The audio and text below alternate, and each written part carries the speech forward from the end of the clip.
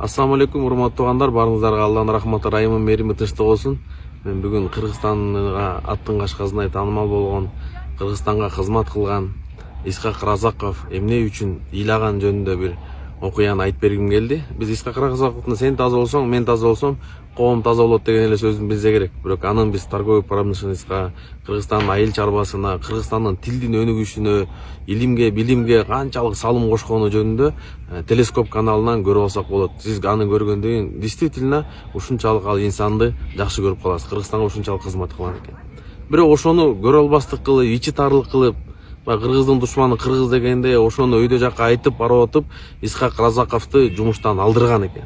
Кийин аны ушунчалык дагы бир наказание кылып Москвага жиберип жиберген экен да.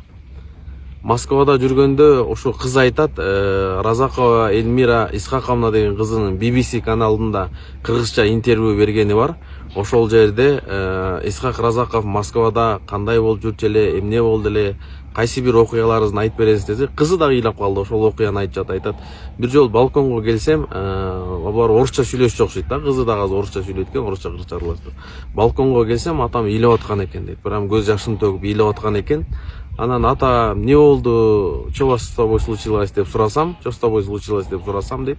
Атам айтты дейт, доча, горы не хватает, горы не хватает.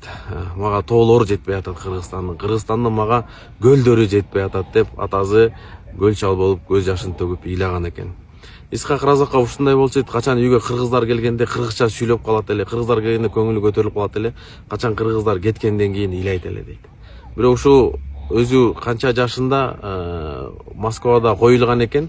Москвага коюлганда ушу достор алып келип, Кыргызстандан бир уч топурак алып барып, аралаштырып коюп, анан кызын айткан экен, эми сен капа болбо, мына атаңды биз Кыргызстандан топурагын алып келип, Кыргызстан топурагын аралаштырып койдук.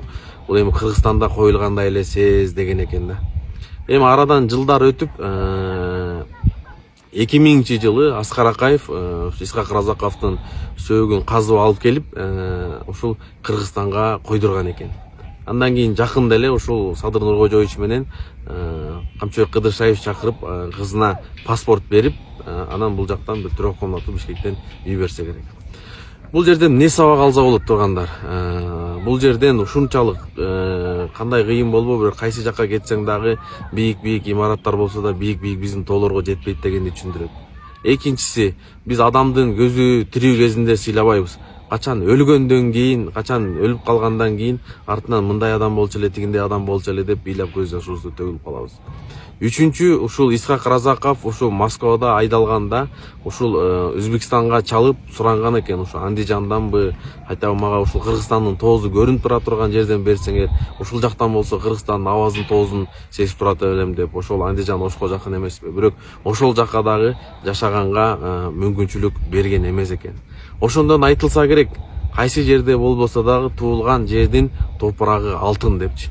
Кандай гана жерде жашабай, кандай гана жерди кыдырбайык, бирок биздин ушул Алланын бизге берген эң чоң неаматы бул биздин кыргыз жерибиз, биздин кыргыздын тоосу, бул кыргыздын ысык көлү.